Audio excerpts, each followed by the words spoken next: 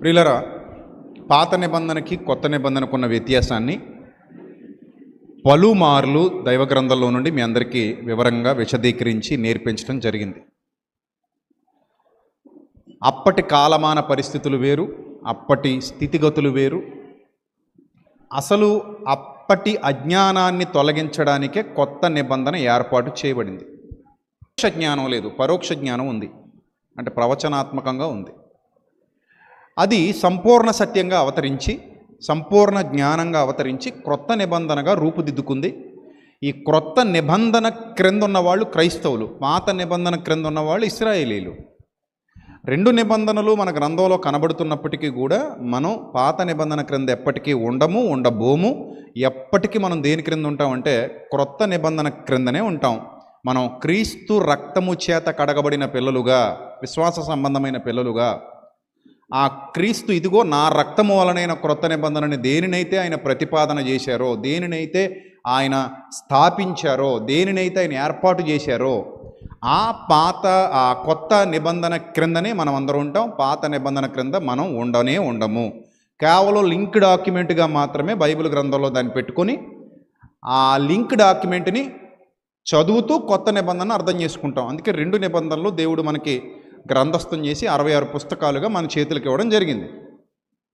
మీ అందరికీ అర్థమయ్యే విధంగా ఈరోజు కొన్ని విషయాలు చెప్తాను. సత్యము, సర్వసత్యము, సంపూర్ణ సత్యము, జ్ఞానము, పూర్ణ జ్ఞానము, ఉపదేశము, సంపూర్ణ ఉపదేశము, బలహీనత, బలము, ఇవన్నీ కూడా బైబిల్ గ్రంథంలో మనం అర్థం చేసుకోవాల్సినటువంటి సంగతులు.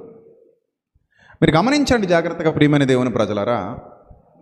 ఒక పిల్లవాడు పెద్దవాడిగా మారతాడు. ఒకడే మనిషి, కానీ పిల్లవాడు అని పిలుస్తాం, కొన్నాళ్ళకేమని పిలుస్తాం, పెద్దవాడు అని పిలుస్తాం. మనిషే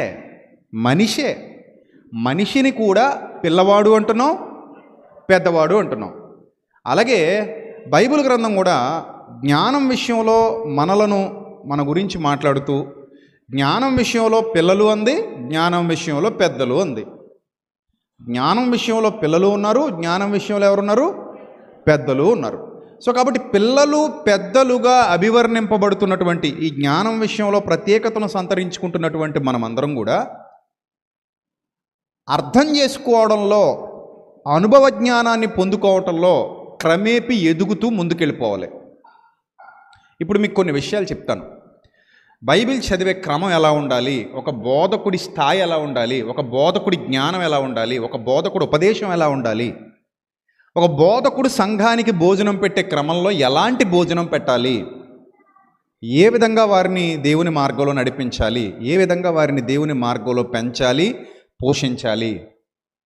ఇవి ముఖ్యంగా బోధకుడు తర్పీదు పొందవలసినటువంటి విషయాలు దేవుని సన్నిధిలో. తర్పీదు లేని సేవకులు ఎక్కువైపోయారు కాబట్టి దుర్బోధలు పెరిగిపోయాయి. తర్పీదు లేని సేవకులు దుర్బోధలు ఉపదేశిస్తూ సత్యాన్ని కూడా దుర్బోధని స్థాయికి దిగజారిపోతున్నారు. అది అత్యంత బాధాకరం. వారు చేసేది దుర్బోధ అయినా కూడా అది దుర్బోధని గ్రహించలేక సత్యాన్ని దుర్బోధ అనే స్థాయికి దిగజారిపోయే పరిస్థితులు ఈరోజు క్రైస్తవ సమాజంలో కోకొల్లలుగా మనకు కనబడుతున్నాయి. ఇప్పుడు ఇవన్నీ మనకు అర్థం కావాలి అంటే కొంత పరిజ్ఞానం, కొంత సమయం కేటాయించడం కూడా అవుతాయా? అవు. నేను అదే చెప్తున్నాను. 10వ తరగతి పాస్ అవ్వడానికి 10 ఏళ్ళు కేటాయించాం. ఎన్నేళ్ళు? 10వ తరగతి పాస్ అవ్వడానికి ఎన్నేళ్ళు కేటాయిస్తే పని అయింది? 10 ఏళ్ళు. 10 ఏళ్ల పాటు శ్రమిస్తే, కఠోర దీక్ష చేస్తే, 10 ఏళ్ల పాటు చదివితే శ్రద్ధగా 10వ తరగతి పాస్ అయ్యాం. మరి బైబిల్ పాస్ అవ్వాలంటే ఎన్నేళ్ళు పడుతుంది? నీ ఆసక్తి మీద డిపెండ్ అయి ఉంటుంది. అది నీకున్న ఇంట్రెస్ట్ మీద డిపెండ్ అయి ఉంటుంది. అది నువ్వు ఎంత ఆసక్తిగా చదివితే, ధ్యానిస్తే, నేర్చుకుంటే, పఠిస్తే అంత తొందరగా నువ్వు డెవలప్ అవుతావు, అంత తొందరగా నువ్వు నేర్చుకోగలుగుతావు. నువ్వు ఆసక్తి లేనప్పుడు, పఠించటంలోనూ ధ్యానించటంలో నువ్వు విఫలమవుతున్నప్పుడు నువ్వు ఎప్పటికీ డెవలప్ కాలేవు, డెవలప్ అవ్వవు, అలాగే ఉంటావు, ఎక్కడేసిన గొంగళి అక్కడే అన్నట్టు. సరే, ఇప్పుడు పాత నిబంధనకి కొత్త నిబంధనకి అపవిత్రత అన్న పదాన్ని ఈరోజు మనం ధ్యానం చేద్దాం. అపవిత్రత అన్న పదాన్ని మీకు నేర్పిస్తాను ఈరోజు, జాగ్రత్తగా వినండి. Do you have any idea అపవిత్రత అనే దాని గురించి మీకు ఏమైనా ఐడియా ఉందా? మిమ్మల్ని అడుగుతున్నాను, సంఘాన్ని అడుగుతున్నాను, నేను లైవ్ ద్వారా వీక్షిస్తున్న వాళ్ళని కూడా అడుగుతున్నాను. అపవిత్రత అన్న పదానికి మీకు ఏదైనా ఐడియా ఉందా అని అడుగుతున్నాను మిమ్మల్ని అందరినీ. Any idea? చెప్పండి. అపవిత్రత అంటే మీకు ఏం గుర్తొస్తుంది? 2 గుర్తొస్తాయి. ఒకటి శరీర సంబంధమైనది, రెండోది ఆత్మ సంబంధమైనది. మీరు సత్యంలో ఎదుగుతున్న పిల్లలు కనుక, మీరు నూతన నిబంధనకు వారసులు కనుక, అది నా ముందు కూర్చొని వాక్యం నేర్చుకుంటున్నటువంటి పిల్లలు కనుక, నేను మీకు ప్రారంభం నుండి కూడా మంచి పునాది వేసి ఉపదేశిస్తూ వస్తున్నాను కనుక, అపవిత్రతకి పవిత్రతకి డిఫరెన్సెస్ మీకు అర్థమవుతాయి. నూతన నిబంధనకు వారసులైన వారు కనుక మీకు ఇంకా బాగా అర్థమవుతాయి. కానీ ఇక్కడ మీరు గ్రహించాల్సినటువంటి అత్యుత్తమమైన పాయింట్ ఏంటంటే, అత్యంత అవసరమైన పాయింట్ ఏంటంటే, పాత నిబంధన కాలంలో అపవిత్రత అనేది మెటీరియలిస్టిక్ థింగ్స్ మీద ఆధారపడి ఉండేది. వాళ్ళు కూడా మెటీరియలిస్టిక్ థింగ్స్ ద్వారానే అపవిత్రులు అవుతాం లేదా పవిత్రులు అవుతాం అన్న భావనలో బ్రతికేవారు. కానీ కొత్త నిబంధనకు వచ్చేసరికి there are so many differences between old testament and new testament. ఈ డిఫరెన్సెస్ ఏంటి అనేది పరిపూర్ణులైన వారికి అర్థమవుతాయి, బలహీనులకు అర్థం కావు. బలహీనులు మేము పట్టుకున్న కుందేలకు 3 కాళ్ళు అనుకుంటూ ఆ భ్రమలో బతికేస్తారు, ఆ భ్రమలోనే చచ్చిపోతారు. అది భ్రమది. కానీ బలవంతుడు అలా కాదు. బలవంతుడు ఎవని చేతను వివేచింపబడడు, జ్ఞానవంతుడు ఎవని చేతను వివేచింపబడడు. జ్ఞానవంతుడు ఎప్పుడు విజయం పొందుతూ ముందుకెళ్ళిపోతాడు. అందుకే పౌలు భక్తుడు అంటాడు, క్రీస్తు యేసునందు మమ్మను విజయోత్సవముతో ఊరేగించుచున్న దేవునికి స్తోత్రము కలుగునుగాక అంటాడు. క్రీస్తు యేసునందు మమ్మల్ని ఎలా ఊరేగిస్తున్నాడు అంటాడు దేవుడు? విజయోత్సవముతో ఊరేగిస్తున్న దేవునికి స్తోత్రము కలుగునుగాక. ఇప్పుడు మనందరం ఇక్కడికి వచ్చింది ఎందుకంటే జ్ఞానం వినడానికి, దైవ జ్ఞానాన్ని దేవుని సన్నిధిలో నేర్చుకోవడానికి వస్తున్నాం. ఆరాధన అంటే ఆత్మతో సత్యముతో ఆరాధన. ఖచ్చితంగా హాజరవ్వాలంటే హాజరవ్వాలి, ఖచ్చితంగా కనబడాలి. దేవుని సన్నిధిలో హాజరేయించుకోవాలి, రావాలి, కూర్చోవాలి, నేర్చుకోవాలి, హృదయంలో పెట్టుకోవాలి, వెళ్ళాలి మళ్ళీ లోకంలోనికి, అక్కడ నిరూపించుకోవాలి, మళ్ళీ ఇక్కడికి రావాలి, జ్ఞానం తినాలి, మళ్ళీ వెళ్ళి నిరూపించుకోవాలి, లోకంలోకి వెళ్ళి నిరూపించుకోవాలి, ఇక్కడ జ్ఞానం సంపాదించుకోవాలి, లోకంలోకి వెళ్ళి నిరూపించుకోవాలి. సాతానుతో యుద్ధం అంటే అదే. లోకంలో అపవిత్రత ఉన్నా, లోకంలో అపవిత్రులున్నా, వారి మధ్యలో నువ్వు సంచరిస్తున్నా, ఇక్కడ నువ్వు నేర్చుకుని హృదయంలో పెట్టుకుంటున్నటువంటి జ్ఞానం ద్వారా, ఈ ఆరాధనలో లేదా దేవుని సన్నిధిలో నువ్వు హృదయంలో పెట్టుకుంటున్నటువంటి ఆ వాక్యం ద్వారా నువ్వు బయటికి వెళ్ళినప్పుడు కూడా అపవిత్రత నిన్ను అంటకుండా నీలో ఉన్న వాక్యం నిన్ను పవిత్రపరుస్తూ, కాపాడుతూ, మంచి ఆలోచన చెబుతూ, మంచి మార్గాల్లో నడిపిస్తూ, నీ వాక్యం నా పాదములకు దీపము, నా త్రోవకు వెలుగు అన్నట్టు నడిపిస్తుంది. అందుకే మనం వస్తున్నాం దేవుని సన్నిధికి. ఇక్కడికి వచ్చి దేవుని సన్నిధిలో కూర్చుంటున్నామంటే ఆయన కృపకు పాత్రలు అవుతున్నాం, ఆయన దయకు పాత్రలు అవుతున్నాం. అందుకే ఎన్ని పనులున్నా మానుకొని దేవుని సన్నిధికి ఎందుకు వస్తున్నామంటే దేవుని యొక్క సత్యాన్ని హృదయంలో పెట్టుకోవడానికి. దేవుని యొక్క సత్యాన్ని ఆయన సేవకుడి ద్వారా ఆయన మనతో మాట్లాడుతున్న ప్రతి మాట ఇది దైవవాక్కు అని గమనించి దాన్ని హృదయంలో భద్రపరుచుకోవడానికి మనం దేవుని సన్నిధికి వస్తున్నాం. ఖచ్చితంగా అదే మనకున్నటువంటి ఒకే ఒక నిరీక్షణ, ఆలోచన. ఇప్పుడు పాత నిబంధన కాలంలో వాళ్ళకు కూడా మందిరాలు ఉండేవి, ప్రత్యక్షపు గుడారాలు ఉండేవి, సేవా నియమాలు ఉండేవి. కానీ మెటీరియలిస్టిక్ థింగ్స్ చుట్టూ తిరిగేవి. మెటీరియలిస్టిక్ థింగ్స్ అంటే హృదయ సంబంధమైన, ఆత్మ సంబంధమైన సంగతులను గూర్చిన అవగాహన బహు తక్కువ. ఏదైనా ఉంది అంటే భౌతిక సంబంధమైన విషయాల గురించిన అవగాహన బాగా ఎక్కువ. అందుకే మిక్స్ చేసి చదివేస్తుంటారు కొంతమంది. చూడండి, బైబిల్ ఎప్పటికీ అర్థం కాదు, ఎందుకంటే మిక్స్ చేసి చదివేస్తుంటారు బైబిల్ని. పాత నిబంధనల వచనాలు తీసేసుకుంటారు, కొత్త నిబంధనల వచనాలు తీసేసుకుంటారు, 2 కలిపి చేర్పేస్తుంటారు. కలిపి చేర్పడానికి లేదు అసలు. అది వేరు, ఇది వేరు పూర్తిగా. అక్కడున్న జ్ఞానం వేరు, ఇక్కడున్న జ్ఞానం వేరు. అది అర్థం కావాలంటే కొంత టైం కేటాయించాలి. ఏదో ఏ గాలికి పడితే ఆ గాలికి పొట్టు ఎగిరిపోయినట్టు ఎగిరిపోకూడదు. నిశ్చలంగా, ప్రశాంతంగా బైబిల్ దగ్గర పెట్టుకొని కూర్చొని ఆగి ఆలోచించి నేర్చుకోవాలి. అంత టైం ఎక్కడి నుండి వచ్చింది ఈరోజు క్రైస్తవులకి? ఆదివారం ఆరాధనకు రావడానికే సెకండ్లు వచ్చేస్తున్నాయి, కూర్చోవడానికి ఇబ్బంది పడిపోతున్నారు కదా. కొంతమందికి అసలు టైం ఉన్నా కూడా బద్ధకం, టైం ఉన్నా రావడానికి బద్ధకం, టైం ఉన్నా నేర్చుకోవడానికి బద్ధకం కొంతమందికి. అలాంటి దుస్థితిలో ఇంకెలాగా స్కూల్కి కంటిన్యూగా వెళ్ళని పిల్లాడు సబ్జెక్ట్ అంతా ఎలా గ్యాదర్ చేసుకుంటాడు? ఎప్పుడు జెన్యూన్గా ఎదుగుతాడు, ఎప్పుడు జెన్యూన్గా ఎగ్జామ్ రాస్తాడు, ఎప్పుడు పాస్ అవుతాడు, ఎప్పుడు నేర్చుకుంటాడు, అంతే కదా. స్కూల్కి రెగ్యులర్గా వెళ్ళని పిల్లవాడు ఎలాగైతే ఎదగడో, దేవుని జ్ఞానం పట్ల ఆసక్తి లేని వాళ్ళు, దేవుని జ్ఞానాన్ని నేర్చుకోనని వాళ్ళు, దేవుని జ్ఞానానికి సమయమే ఇవ్వలేని వాళ్ళు, వాళ్ళేం ఎదుగుతారు? వాళ్ళ హృదయాల్లో దేవుడు ఏం కొలువై ఉంటాడు, వాళ్ళకి ఎలాగా దేవుని యొక్క శక్తి దిగొస్తుంది వాళ్ళ మీదకి, వాళ్ళ జీవితాల మీదకి. వాళ్ళు మరణానంతరం నిత్య జీవానికి ఎలా వెళ్తారు? ఇక్కడే నీకు క్రమశిక్షణ లేదు, ఇక్కడే నీకు బాధ్యత లేదు, ఇక్కడే నీకు భయం లేదు, భక్తి లేదు. ఈ భయం భక్తి లేనివాడు నిత్య జీవానికి ఎలా వెళ్తాడు? మరణమా వచ్చేస్తుంది, ఎలా వచ్చినా వస్తుంది, ఎప్పుడు వస్తుందో తెలీదు, వస్తుంది, ఏదో టైంలో వస్తుంది. ఆ వచ్చిన తర్వాత నెక్స్ట్ స్టెప్పే నిత్య జీవం, నెక్స్ట్ మరణం తర్వాత నెక్స్ట్ నిత్య జీవం, నెక్స్ట్ లేట్ లేదు, ఇంకా వెంటనే నో డిలే. మరి వెంటనే నిత్య జీవంలోకి వెళ్ళాలి, ఆ పరిశుద్ధుల సహవాసంలో ఉండాలి, ఆ నీతిమంతులతో పాటు విశ్రాంతి పొందాలి, అక్కడ ఉండాలి అంటే ఖచ్చితంగా మరి నీకు కొంత ఎఫర్ట్ పెట్టాలి. శ్రమ పడకుండా ఏది రాదు కదా. వస్తుందా? ఏమొస్తుంది? శ్రమ పడకుండా ఏది రాదు ఈ భూమి మీద. శ్రమ పడకుండా ఏది రాదన్న సత్యం సూత్రం అర్థమైనప్పుడు మరి మనం కూడా కొద్ది గొప్ప శ్రమ పడకపోతే జ్ఞానం ఎలా వస్తుంది? సత్యం ఎలా హృదయంలోకి వెళ్తుంది? మరణం వెంటనే నిత్యజీవం ఎక్కడి నుంచి వస్తుంది? మరణం వెంటనే నిత్యజీవం ఉంది. ఇది బైబిల్ చెబుతున్న సత్యం, ప్రాథమిక సత్యం. మీ అందరూ నమ్ముతున్నారు దాన్ని, మనందరం నమ్ముతున్నాం, నమ్మే నిలబడ్డాం. ఇక్కడ ఎప్పుడు మరణిస్తామో తెలీదు. అలా మరణించగానే నెక్స్ట్ డోర్ ఓపెన్ అయిపోద్ది, నిత్యజీవం అంతే. డోర్ ఓపెన్ అయిన వెంటనే నిత్యజీవం. ఎప్పుడు మరణిస్తాం? We don't have any idea, మనకు తెలీదు. అర్థమైందా? మనకు తెలీదు. ఇక్కడ ఇంతమంది ఉన్నాం, ఏమో ఎవరి దీపం ఎప్పుడు ఆరిపోద్దో ఎవరికి తెలుసు, ఎవరికి తెలీదు. కానీ దీపం ఆరిపోయిన వెంటనే అక్కడ వెలగాలి, మనం అక్కడ వెలగాలి, ఇక్కడ ఆరుతాం, అక్కడ వెలుగుతాం. ఇది నేర్చుకుంటున్నప్పుడు మరి కొంత ఎఫర్ట్ పెట్టాలి కదా, కొంతైనా శ్రమ పడాలి కదా, కొంతైనా ఆ ఎఫర్ట్ పెట్టడానికి కూడా మనకు మనసు రావట్లేదు అంటే దేవుని దీవెన ఎక్కడి నుంచి వస్తుంది చెప్పండి? దేవుని ఆశీర్వాదం ఎక్కడి నుంచి వస్తుంది? దేవుని కాపుదల ఎక్కడి నుంచి వస్తుంది? యెహోవా మందిరమునకు వెళుదామని జనులు పలుకగా నేను ఆనందించానని పాత నిబంధనలో భక్తులు చెప్తున్నారు. మరి కొత్త నిబంధన భక్తులు ఇంకెంత శ్రేష్టంగా ఉండాలి, ఇంకెంత దీవెనకరంగా ఉండాలి, ఇంకెంత మార్గదర్శకత్వాన్ని నిర్దేశించే పిల్లలుగా ఉండాలి, ఇంకెంత ఫాస్ట్గా ఉండాలి, ఇంకెంత గ్రోయింగ్ ఉండాలి. ఇవన్నీ మనం ఆలోచించుకోవాలి. కాబట్టి వాళ్ళకి మనకి చాలా డిఫరెన్సెస్ ఉన్నాయి. వాళ్ళు అపవిత్రత అనగానే ఎలా చూశారు అనేది ఒకసారి మనం బైబిల్ గ్రంథంలో నుండి చూస్తే కొన్ని పదాలు చాలా చిత్ర విచిత్రంగా కనబడతాయి బైబిల్ గ్రంథంలో.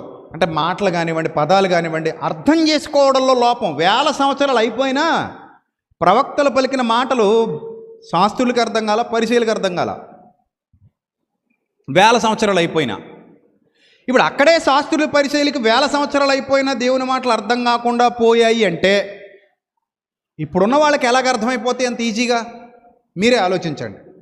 అప్పుడే అర్థం కాని వాళ్ళు ఉన్నారు అంటే ఇప్పుడున్న వాళ్ళకి అంత ఈజీగా ఎలా అర్థమైపోతాయి? అర్థం కావు, అర్థం చేసుకోలేకపోతారు. ఎందుకు? ప్రయత్నం లేనప్పుడు అర్థం కావు, ప్రయత్నం లేనప్పుడు ఫలితం రాదు, కష్టపడకుండా ఏది దగ్గరకు రాదు. కొంత కాకపోతే కొంతైనా ఎఫర్ట్ పెట్టకుండా మీరు ఎప్పటికీ జ్ఞానవంతులు కాలేరు. గిటార్ నేర్చుకోవాలనుకున్నప్పుడు గిటార్ కొనుక్కుంటే సరిపోద్దా? మరి ఏం చేయాలి? సాధన చేయాలి. బైబిల్ కొనుక్కుంటే సరిపోద్దా? మరి ఏం చేయాలి?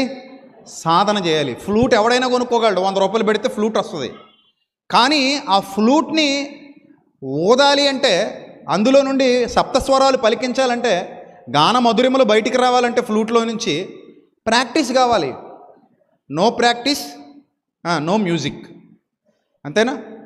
ప్రాక్టీస్ లేకపోతే ఫ్లూట్లోంచి ఏం రాదు, స్వరాలు రావు, మ్యూజిక్ రాదు. ఫ్లూట్ కొనుక్కోగల, 100 రూపాయలు పెడితే ఫ్లూట్ కొనేసుకోవచ్చు, చిన్న చిన్న చిన్న ఫ్లూట్ కొనేసుకోవచ్చు. ఇంకా మంచిది కావాలంటే ఒక 1000 రూపాయలు పెడితే మంచి ఫ్లూట్ వచ్చేస్తుంది.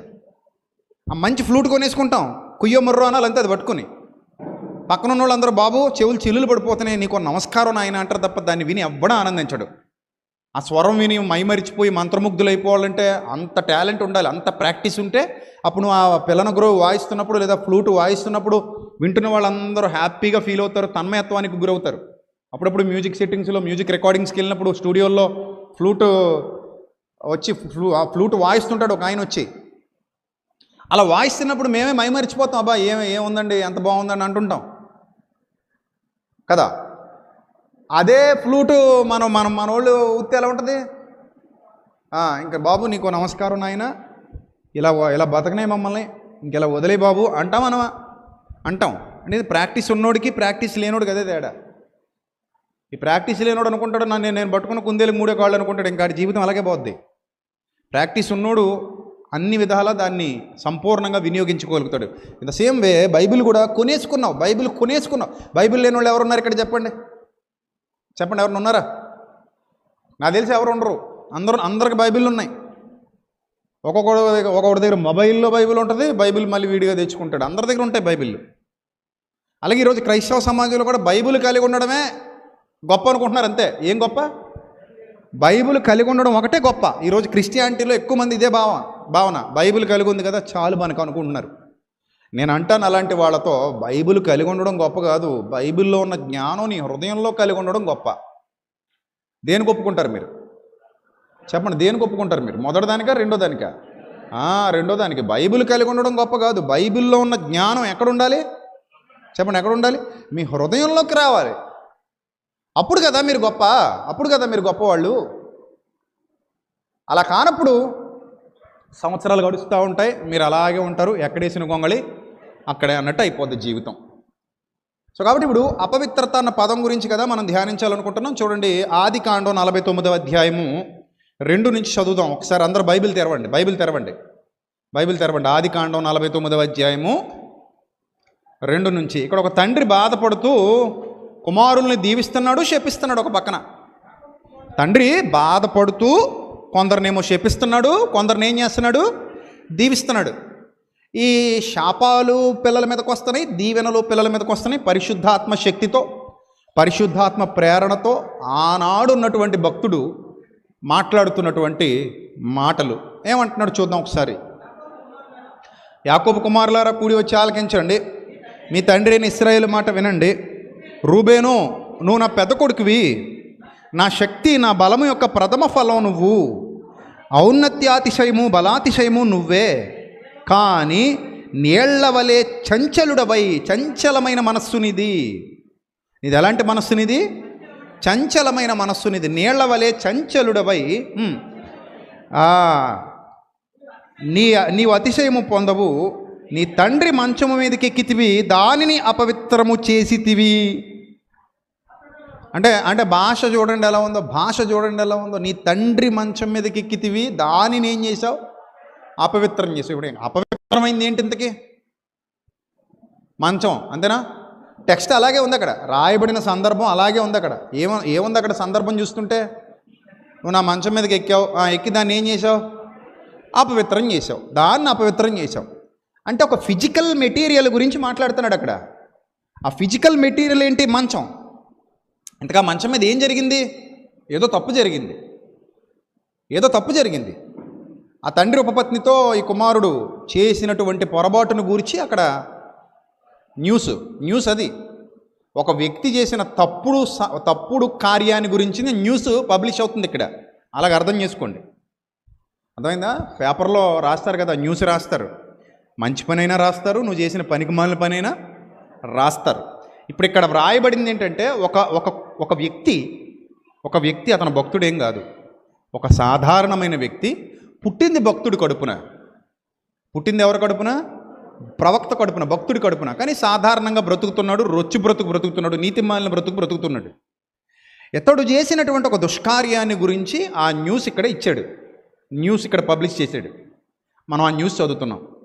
అయితే అక్కడ ఏం చెప్తున్నాడంటే, నువ్వు దుర్మార్గపు స్వభావంతో, నీలో ఉన్న నీచమైన కోరికలతో నీ తండ్రి మంచం మీదకి ఎక్కి దాన్ని నువ్వు అపవిత్రం చేసావు. ఇప్పుడు ఎన్ని సంవత్సరాల కిందటంటే ఈ మాట? దాదాపు ఒక 3500 4000 సంవత్సరాల కిందట సందర్భాలండి ఇవి, అప్రాక్సిమేట్లీ.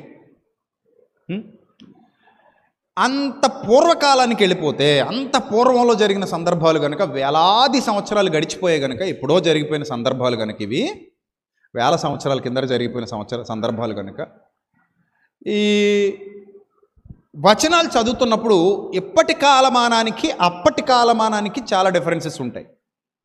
వాళ్ళకంత జ్ఞానం లేదు, వాళ్ళకంత నాగరికత తెలీదు, వాళ్ళకంత వివేకం తెలీదు. ఇప్పుడు వాళ్ళు ఏమనుకున్నారంటే, మంచం అపవిత్రం అయిపోయింది అనుకున్నారు. ఆ తర్వాత ఎగ్జాక్ట్ 2000 సంవత్సరాలు గడిచేసరికి, లేదా 1600 ఒక 2000 మధ్యలో సంవత్సరాలు గడిచేసరికి శాస్త్రుల పరిశీల శకం నడుస్తుంది. యేసుప్రభు వారు భూమి మీదకి వచ్చిన కాలం అది. దాదాపు నేటికి 2000 సంవత్సరాలు.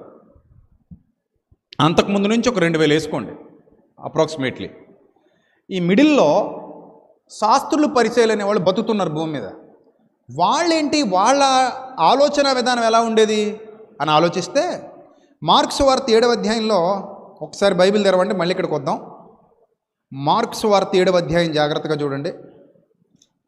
మార్కు సువార్త 7వ అధ్యాయము 4వ వచనం.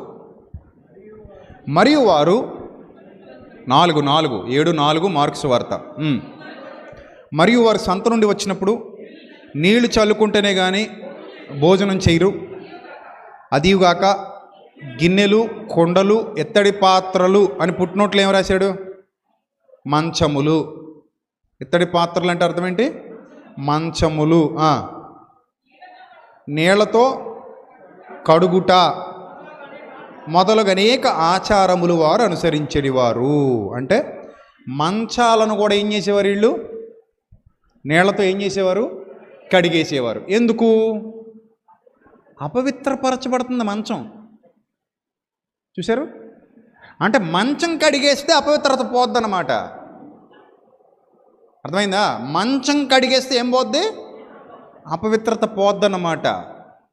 ఎంత సింపుల్గా అర్థం చేసుకున్నారు వీళ్ళంటే, నేను మరలా చెప్తున్నాను మీకు, ఒక అజ్ఞానం లోపల పడటం ఎంత తొందరగా పడుతుందో అంత తొందరగా మాత్రం బయటికి పోదు. ఈరోజు కూడా క్రైస్తవ సమాజంలో చాలామంది నమ్మకాలు ఇలాగే తగలడ్డాయి. వాళ్ళు లోపల అజ్ఞానం వేసేసుకుని ఆ అజ్ఞానమే జ్ఞానం అనుకుని బతికేస్తున్నారు వాళ్ళు. ఇప్పుడు వీళ్ళు కూడా మంచాలు కొంచాలు కడుగుతారు, లేకపోతే నీళ్ళు చల్లుకుంటారు మీద. ఇదివరకు మనం కూడా, మీకు తెలుసు, చల్లటాలు తెలుసా తెలీదా మీకు? టచ్ చల్లాలి. టచ్ చేస్తే ఏం చేయాలి? చల్లాలి. చల్లితే ఏమైంది? పోయింది, శుద్ధి అయిపోయింది. అంతేనా? అరే వెళ్ళరా, నువ్వు నన్ను ముట్టుకున్నావా? ముట్టుకున్నాను అక్క, వెళ్ళరా. పనికి మాలినోడా, ఎందుకు ముట్టుకున్నావు నువ్వు? తెలీదక్క, మామూలు ముట్టేసుకున్నానక్క. సరే వెళ్ళరా, ఆ పసుపు నీళ్ళు తీసిరా, వెళ్తే పో, అంతే అయిపోయింది. అంటే నీళ్ళు చల్లేస్తే అపవిత్రత పోయింది. ఇది ఎక్కడది అనుకుంటున్నారా? అక్కడిది. ఎక్కడిది? మధ్యయుగంలో నుంచి వచ్చింది ఇది. అప్పటికీ మెసొపొటేమియా నాగరికత కాలం నుండి కూడా ఇలాంటి ఆలోచనలు ఉన్నాయి. అంటే మీరు ఒకటి అనుకోవచ్చు, అలా కాదండి, ఇప్పుడు ఒక పసుపు అనేది యాంటీబయాటిక్ కదా, అది చల్లుకుంటే మంచిదే కదా. అఫ్కోర్స్ ఎవరు వద్దన్నారు? ఒంటి నిండా రాసుకో, నేనేం వద్దన్న. ఇప్పుడు పసుపు రాసుకోవడం పాపం కాదు, ప్రకృతిలో భాగం అది. ఒంటి నిండా రాసుకో, యాంటీబయాటిక్ కరెక్టే. ఏదైనా ఉరుపులు, కురుపులు, ఇంకేమైనా మెరుపులు శరీరం మీద కనబడితే ఏం చేసుకోవచ్చు నువ్వు? చక్కగా కొబ్బరి నూనె, పసుపు ఎక్కువ వాడుతుంటారు ఈ కాళ్ళ సందుల్లో, వేళ్ల మధ్యలో ఒరుపులు వచ్చినప్పుడు తప్పకుండా మీరు కొబ్బరి నూనె, పసుపు, సూపర్ వైద్యం, అది యాంటీబయాటిక్ పనిచేస్తుంది, వాడుతుంటారు, మంచిదే. కానీ ఈ టచ్కి, ఈ చిలకరింపుకి సంబంధం ఉందంటే లేదు. అది నేను చెప్పే పాయింట్. నీకు అర్థం కావాలి. టచ్కి చిలకరింపుకి సంబంధం లేదు. దానివల్ల వచ్చే యూజ్ లేదు. నువ్వు ఒంటికి రాసుకుంటావా రాసుకో, కురుపులకు రాసుకుంటావా రాసుకో, ఒరుపులకు రాసుకుంటావా రాసుకో, ముఖానికి రాసుకుంటావా రాసుకో, బాగుంటుంది, మంచిదే. దాన్ని కూడా తప్పు పట్టేవాళ్ళు ఉన్నారనుకోండి బ్యాచ్, ఇంకా ఆ దరిద్రాన్ని పక్కన పెట్టండి. వాళ్ళకి మనం చెప్పినా వాళ్ళు ఈ జన్మకి మారరు, ఇంకా వదిలేయండి వాళ్ళని. ఇప్పుడు మళ్ళీ ఏమంటారు తెలుసా? పసుపు రాసుకోమంటున్నాడండి అంటారు. అది పాపమే వీళ్ళకి. వాళ్ళ బతుకులు ఇంకా అన్ని పాపాలే, వాళ్ళ బతుకంతా పాపమే. ఇంకా అదే బతుకుతుంటారు. ఇంకా వదిలేయండి, ఇంక వేస్ట్. ఎంత చెప్పినా విననొల్లని అడవి మూర్ఖుల మాదిరి మారిపోయిన వాళ్ళు ఉంటారు. వాళ్ళను సెటరేట్ చేయడం ఈ జన్మకి జరగదు. ఇంకా మనం అడవి గాడిద పిల్ల నరుడై పుట్టిన నాటికి కానీ మూర్ఖుడు వివేకి కాలేడు. సరే, ఇప్పుడు మంచాలు గడిగేస్తున్నారట వీళ్ళు. ఎందుకు మంచాలు గడిగేస్తున్నారు? వీళ్ళకి ఒక నమ్మకం ఉంది, అమ్మో మంచం అపవిత్రమైపోతుంది. ఏం అపవిత్రమైపోతుంది? మంచం అపవిత్రమైపోతుంది, బట్టలు అపవిత్రమైపోతున్నాయి, జుట్టు అపవిత్రమైపోతుంది, శవాన్ని ముట్టుకుంటే శరీరం అపవిత్రమైపోతుంది. మరి ఇవన్నీ ఏం చేయాలంటే శుభ్రం కడిగేయాలి, లేకపోతే పరిహార జలం ఉంటుంది, అది చల్లేయాలి. ఒకసారి చూద్దాం. లేవీకాండం 21వ అధ్యాయము 10వ వచనం. పాత నిబంధనకి కొత్త నిబంధనకి ఇంచుమించు నేను ఇలాంటి ప్రసంగాలు చేయమంటే 1 సంవత్సరం పాటు చేస్తూ పోతాను, అన్నీ ఉన్నాయి. ఇది తెలియదు కొంతమందికి, ఇది అర్థమై చావదు కొంతమందికి. అదేంటి మనం కూడా యూదులమే కదా, మంద యోధ మతమే కదా అనేటువంటి మూర్ఖత్వంలో కూడా చాలామంది ఉన్నారు. అరే నాయనా, మీరు మరి ఎక్కడున్నారు నాకు తెలియదు, కానీ మంద యోధ మతం కాదు. మనం క్రైస్తవులం, మనం యూదులం కాదు, ఎప్పటికీ కానేరం కూడా. హమ్మింగ్ వస్తలేదు మైక్లో నుంచి? బాగానే ఉందా వెనక్కి? సౌండ్ బాగాలేదా? చూడండి, అది హమ్మింగ్ వస్తుంది. అతను రాలేదా బుజ్జి దగ్గర కుర్రాడు? చెప్పారు అసలు? రైట్. లేవీకాండం 21వ అధ్యాయం, లేవీకాండం 21వ అధ్యాయం 10వ వచనం. లేవీకాండం 21వ అధ్యాయము 10వ వచనం. ప్రధాన యాజకుడగుటకై తన సహోదరులలో ఎవరి తల మీద అభిషేక తైలము పోయబడునో, యాజక వస్త్రములు వేసుకొనుటకు ఎవరు ప్రతిష్ఠింపబడునో అతడు తన తలకప్పును తీరాదు. రూల్స్ అవి, అది అంత పాత నిబంధన రూల్స్ ఇవన్నీ. తలకప్పు తీరాదు. మనకు లేవు సుమా, ఇవన్నీ ఉన్నాయనుకున్నారు, మనకి ఏమీ లేవు ఇవి, ఎవరికే లేవు ఇవి. అలా వాదించే వాళ్ళు కూడా ఇవి చేయరు. అర్థమైందా? ఈ తలకప్పులు తీయకూడదు, ఏమి లేవు. నెక్స్ట్, తన బట్టలు చింపుకోకూడదు, అతడు శవం దగ్గరికి పోకూడదు. అబ్బో, ఈ ప్రధాన యాజకుడిగా నియమించడానికి ఎవరైతే అభిషేక తైలం మీద పోసుకున్నాడో అతను ఎక్కడికి వెళ్ళకూడదంట? శవం దగ్గరికి పోకూడదు. తన తండ్రి శవం కానీ తల్లి శవం కానీ అది కూడా టచ్ చేయకూడదట. ఏంటి చూడండి వింత. తన తండ్రి శవం వల్ల కానీ తల్లి శవం వల్ల కానీ ఏం రాకూడదట? అపవిత్రత రాకూడదు. అపవిత్రపరుచుకొనకూడదు. అపవిత్రత వస్తుందా?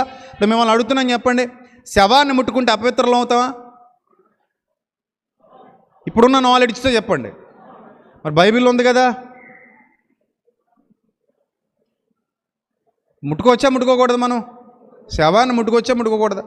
ప్రధాన యాజకుడు అంటే లేడు, ఇప్పుడు ఎవడో లేడు, ప్రధాన యాజకులు లేరు, ప్రీచర్స్ ఉన్నారు. ఇప్పుడు పాస్టర్స్ ఉన్నారు, ప్రీచర్స్ ఉన్నారు. మనం వీళ్ళైనా ముట్టుకొచ్చే శవాల్ని.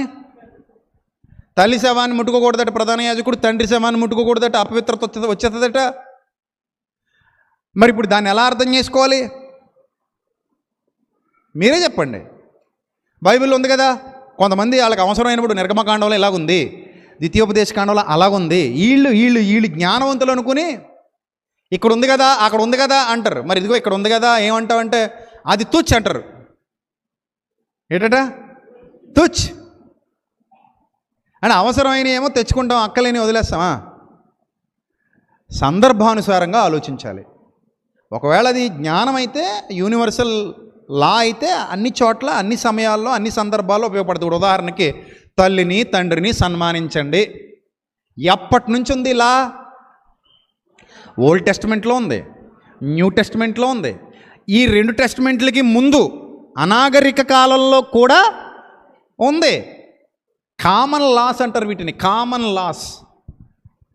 Fundamental knowledge. అమ్మని నాన్నని గౌరవించాలి, సన్మానించాలి, ఇవన్నీ కూడా ఇంచుమించు అన్ని మతాల్లో ఉంటాయండి ఇవి. నాట్ ఓన్లీ బైబిల్, అన్ని మతాల వాళ్ళు ఇలాంటి వాటిని ఏం చేస్తారు? మ్యాక్సిమం నీతి సూక్తుల్లో ఇలాంటివి ఉంటాయి, అడాప్ట్ చేసుకుంటారు. ఇది కామన్ సెన్స్ అంటారు దాన్ని. Common sense, common basic knowledge కదా. సో అది యూనివర్సల్ లా అయినప్పుడు దాన్ని అలాగే తీసుకుంటాం. అప్డేట్ అయినా అప్డేట్ అవ్వకపోయినా మనం ఏ స్థితిలో ఉన్నా దాన్ని అలాగే తీసుకుంటాం, దాన్ని అలా ఫాలో అవుతాం. అఫ్ కోర్స్ ఫాలో అవ్వని వాళ్ళు కూడా ఉంటుంటారు అక్కడక్కడ, వేరే విషయం, అది వదిలేయండి. అయితే ఇక్కడ విషయం ఏంటంటే, తల్లి శవాన్ని కానీ తండ్రి శవం దగ్గర కానీ అభిషేకం చేసిన వాడు పోకూడదట, అపవిత్రత అయిపోద్దట. దేవుని అభిషేక తైలము అనేది కిరీటముగా, దేవుని అభిషేక తైలము అనేడు కిరీటముగా అతని మీద ఉండెను గనుక అసలు అతను పరిశుద్ధ మందిరాన్ని విడిచిపెట్టి ఎక్కడికి వెళ్ళకూడదట. అంటే ఒక అభిషేక తైలం అనేది ఫిజికల్ ఆయిల్ తల మీద పోస్తున్నారు ప్రధాన యాజకులకి, వాళ్ళకి అక్కడే ఉండాలట, ఎక్కడికి వెళ్ళకూడదట. వెళ్ళకరాదు. తన దేవుని పరిశుద్ధ మందిరమును అపవిత్రపరచరాదు. నేను యెహోవాను. అతడు కన్యకను పెళ్లి చేసుకోవాలి, విధవరాల్ని కానీ విడనాడబడిన దాన్నైనా భ్రష్టురాలనైనా అనగా జారస్త్రీనైనా అట్టివారిని పెళ్లి చేసుకొనక తన ప్రజలలోని కన్యకనే పెళ్లి చేసుకోవాలి. యెహోవాను నేను అతని పరిశుద్ధపరచువాడను కనుక అతడు తన ప్రజలలో తన సంతానమును అపవిత్రపరచకూడదని వారితో చెప్పుము. ఇక్కడ వీళ్ళందరూ నేర్చుకున్నటువంటి బేసిక్ నాలెడ్జ్ ఏంటంటే, అపవిత్రత అనేది మెటీరియలిస్టిక్ థింగ్స్ ద్వారా వచ్చేస్తుంది. శవాన్ని ముట్టుకుంటే అపవిత్రులు అయిపోతాం, కడగా ఉన్న స్త్రీని ముట్టుకుంటే అపవిత్రులు అయిపోతాం, లేకపోతే ఇంకేదైనా పాత్రలు ముట్టుకుంటే అపవిత్రులు అయిపోతాం, మంచాలు ముట్టుకుంటే అపవిత్రులు అయిపోతాం, బట్టలు ముట్టుకుంటే అపవిత్రులు అయిపోతాం, ఇంకేమైనా వ్యక్తులను ముట్టుకుంటే అపవిత్రులు అయిపోతాం. ఇంకెళ్ళి పెరుగుతూ వచ్చేసేవి ఇవి. పెరుగుతూ, కొంతమంది మనుషుల్ని ముట్టుకున్నా కూడా ఏమైపోతారట, అపవిత్రులు అయిపోతారట. అందుకే ఎప్పటికీ చాలామంది టచ్ కూడా చేయనివ్వరు. వాళ్ళు వస్తుంటే దూరం దూరం జరగని పక్క పోతుంటారు. మొన్న వీడియో వైరల్ అయింది కదా, రాధా మనోహర్ దాస్ అనే అతను ఎవరినో స్వామీజీ గారిని దండం పెట్టుకుందాం దగ్గరికి వెళ్ళిపోతుంటే, ఓ టచ్ డోంట్ టచ్ అని దూరంగా వెళ్ళాడు ఆయన. అంటే ఉంటాయి కొంతమంది అలా ఉన్నారు. కొన్ని విశ్వాసాలు అలా ఉన్నాయి. అలాగే పాత నిబంధన విశ్వాసాలు కూడా అలా ఉండేవి. టచ్ చేయకు, ముట్టుకోకు, నన్ను ముట్టొద్దంతే, దగ్గర రావద్దంతే.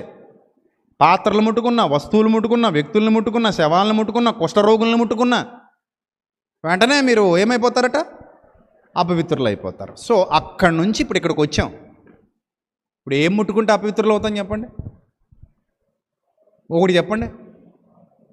ఏదైనా ముట్టుకుంటే అపవిత్రులు అవుతామా? ఏమవ్వం. మహా అయితే రోగగ్రస్తులు అవుతాం, ఇమ్యూనిటీ ప్రాబ్లం వచ్చి. గట్టిగా ఇమ్యూనిటీ గట్టిగా ఉంటే దాని నుంచి కూడా ఏమవచ్చు, ఓవర్కమ్ చేసేయచ్చు, ఎస్కేప్ అయిపోవచ్చు. ఉదాహరణకి పోస్ట్ మార్టం చేసేవాళ్ళు ఉంటారు, తెలుసు కదా మీకు. పోస్ట్ మార్టం చేసేవాళ్ళు, వాళ్ళు కుళ్ళిపోయిన శవాలను కూడా ఏం చేస్తారు, మరి ఏం చేస్తారు? అసలు అక్కడ కంపు భరించలేము, భయంకరమైన దుర్గంధం, భయంకరమైన వాసన. కానీ వాళ్ళు కట్ చేయాలి. కట్ చేసి అమ్మో అందులో నుంచి అన్నీ వేరు చేసి అసలు ఎలా చచ్చిపోయారు, ఏ విధంగా మర్డర్ జరిగింది అని ఆ డాక్టర్లు అన్నీ పరిశోధన చేసి రిపోర్ట్ ఇవ్వాలి. ఆ రిపోర్ట్ ఇవ్వడానికి తల ప్రాణం తోక్కొచ్చేస్తుంది వాళ్ళకి. మాస్కులు పెట్టుకుంటే మాత్రం కంపు ఆగుతుందా? కొంతమంది వామిటింగ్ చేసేసుకుంటుంటారు. ఎందుకు 3-4 రోజులు శవాలు. కొన్ని సందర్భాల్లో అయితే కప్పెట్టేసి తవ్వించి తెస్తుంటారు. శవాన్ని కప్పెట్టేస్తారు, పెట్టిలో ఉంటుంది, అప్పటికే వారం అయిపోద్ది, కేసు పెడతారు. తీయాలి, చచ్చినట్టు తీయాలి, తవ్వి తీయాలి. మరి రూల్స్ ఒప్పుకోంటే కుదరదు. అక్కడ ఈ రూల్స్ ఒప్పుకోవు. అబ్బాయి లేదండి మేము ప్రార్థన చేసి నూనె వేసేసి సిలువ పాతేసాం, ఇప్పుడు ఎవడో వచ్చి మర్డర్ని కేసు పెడితే ఎలా కుదురుతుందని మేము తీయమండి అంటే అసలు ఒప్పుకోరు. ముందు నేను నేస్తారు లోపల, ఈడేదో మాయ చేద్దామని చెబుతున్నాడని. చట్టం ఒప్పుకోదు. నీ విశ్వాసం ఒకలా ఉంది, అక్కడ చట్టం ఒకలాగా ఉంది. సో తీయాలి, చచ్చినట్టు తీయాలి, బయటికి తీసి మళ్ళీ పోస్ట్ మార్టం చేసి మరి ముట్టుకొని కోసి చేసి మరి అపవిత్రుడు అయిపోయినట్టే. ఇప్పుడు అంటే డాక్టర్లు అందరూ పోస్ట్ మార్టం చేసి, డాక్టర్లు, కాంపౌండర్లు, నర్సులు అందరూ ఏమైపోయినట్టు, అక్కడ పనిచేసే వాళ్ళందరూ అపవిత్రులేనా? ఏం కాదండి. లోపల ఫుల్ ఇమ్యూనిటీ ఉందనుకో, అలాంటివి ఏమి వాళ్ళని ఏం చెయ్యవు. వాళ్ళకి అలవాటు అయిపోద్ది, కోసి అలవాటు అయిపోద్ది. వాళ్ళకి ఏ ఇబ్బంది ఉండదు. తర్వాత శుభ్రంగా స్పిరిట్ వేసుకుని చేతులు కడిగేసుకుంటారు వాళ్ళు. వాళ్ళకి ఏ ప్రాబ్లం లేదు. నీకు మెంటల్గా ఏదైనా ఉందనుకో, అది జబ్బు. అయ్యబ్బా పోయి ముట్టేసుకున్నానండి. ముట్టేసుకుంటే ఏమైంది ఇప్పుడు? ఏమైనా అయిపోద్దేమోనండి. మాకు ఓసీడీ జబ్బు ఉందండి. మరి ఏమైనా అయిపోద్దంటారా? చచ్చిపోతానంటారా? ఏమైనా జరిగిపోద్దంటారా? ఏమైనా వచ్చేసిందంటారా లోపల నుంచి బయటికి? అంటే అది నీకున్న జబ్బు, అది నీకున్న రోగం. ఈ రోగాన్ని మా మీదకు రుద్దకు దయచేసి. మా మీదకే కదా, ఎవరి మీదకు రుద్దకు. నీ రోగం నీ దగ్గర ఉన్నాయి. వీలైతే నువ్వు స్వస్థపరచబడదు కానీ త్వరలో. అంతే కదా మరి. ఏం రాదండి, ముట్టుకున్న ఏమవ్వదు. కానీ పాత నిబంధన కాలంలో మంచాలు కూడా కడిగేసేవారట, కొంచాలు కడిగేసేవారట, పాత్రలు కడిగేసేవారట, అన్నీ కడిగేసేవారట. అపవిత్రత వచ్చేస్తుంది. వస్తుంది? మహా అయితే రోగం వస్తుంది, ఏదో ఒక రోగం, వ్యాధి వస్తుంది. కుష్టి వ్యాధి అనుకోండి, అంటువ్యాధి, అది అంటుకుంటుంది. అందుకని ముట్టొద్దు అన్నారంటే ఒక అర్థం ఉంది. ఇప్పుడు అది కూడా ప్రాబ్లం, ఇలా మెడిసిన్ వచ్చేసింది. ఇది వరకు కొరింత దగ్గనే ఉండేది. టీబీ రెండు ఒకటే కదా? టీబీ కొరింత దగ్గు ఒకటే కదా? టీబీ కొరింత దగ్గు కాదా? రెండు వేరువేరా? రెండు వేరువేరట డాక్టర్ గారు చెప్పారు. సో ఈ టీబీ కానీ ఎంటర్ అయినా మళ్ళీ నోట్లోంచి పడితే వచ్చేస్తుంది కొరింత దగ్గు అంతే. క్షయ వేరు, సారీ. సో క్షయ వేరు మళ్ళీ. సో అందుకే ఇవి లోపలికి వచ్చేసింది అనుకోండి, తొందరగా వదలవు. ఇప్పుడైతే ట్యాబ్లెట్లు వచ్చేసి మెడిసిన్ వచ్చేసింది. ఇదివరకు కుక్క కరిసింది అనుకోండి, అదొక రకం, చెప్పుతో కొట్టేవారట. ఏంటది? ఇప్పుడు సామెత కూడా ఉంది, కుక్క కాటుకు చెప్పు దెబ్బ. అలాంటి పనికిమాల దెబ్బలు పనికిరావు. నేను మళ్ళీ చెప్తున్నా, కుక్క కరిసిందని తోలు చెప్పు తీసుకొచ్చి కొట్టేయండి కరిసిన చోట. అంటే కొడితే ఇంకొక కొంచెం వాపు ఎక్కువ వద్దు అంతే, లేదా కొంచెం కములుద్ది అంతే తప్ప అందులో వచ్చిన విషం ఈ చెప్పు ద్వారా ఏం బయటికి పోదు. అదో దిక్కుమాలిన వైద్యం. అది ఎక్కడ నిరూపణ లేదు దానికి. ఎప్పటికీ కుక్క కరిసిందండి చెప్తూ 4 పీకండి అంటే పీక్కోండి. అది మీ సరదా, మీ సంతోషం. తర్వాత మళ్ళీ హాస్పిటల్కి వెళ్ళండి. ఇదివరకు ఎప్పుడు బొడి చుట్టూ చేసేవారట, ఇప్పుడు అంత కర్మ ఏమీ లేదు, ఒక ఇంజక్షన్ చేస్తారు సరిపోద్ది. కానీ డిలే చేయకూడదు. కుక్క కరిస్తే వెంటనే హాస్పిటల్కి వెళ్ళి ఏం చేయాలి? ఇంజెక్షన్ చేయించుకోవాలి, లేకపోతే చచ్చిపోతారు. ర్యాబీస్ వచ్చేస్తుంది. చాలా భయంకరమైన పరిస్థితి. ఇంకా దాన్ని కాపాడేవాడు ఎవడు లేడు, ఇంకో దానికి మందు లేదు. కుక్క కరిసి ఒక 15 రోజులు 20 రోజులు 30 రోజులు అయిపోతే ఆ తర్వాత ఒక సంవత్సరానికో 2 సంవత్సరాలకో ఎగిరిపోతావు అంతే. 1 డే టైం కూడా ఇవ్వదు నీకు, చచ్చిపోతావు. కాపాడేవాడు ఎవడు లేడు ఇంకా. సో ఒకటి అపవిత్రత అనేది శరీరంలో ఎక్కడో తిరుగుతుందన్న భావజాలంలో ప్రజలు బ్రతికే దినాలలో వారు ఉండేవారు. చూడండి, దానియేలు గ్రంథం 1వ అధ్యాయం 8వ వచనం. కీర్తన 79:1 కూడా అంటాడు, నీ పరిశుద్ధాలయమును వారు అపవిత్రపరిచారంటాడు. కీర్తన 79:1 వచనంలో, దేవా అన్యజనులు నీ స్వాస్థ్యంలోనికి చొరబడి ఉన్నారు, వారు నీ పరిశుద్ధాలయమును అపవిత్రపరిచి ఉన్నారు అంటాడు. అపవిత్రపరచడం అంటే ఏంటి? వాళ్ళు ఆ పరిశుద్ధాలయాన్ని ఘనమైనదిగా చూస్తున్నారు. అందులోనికి వీళ్ళు వచ్చి చేయకూడని కార్యాలు.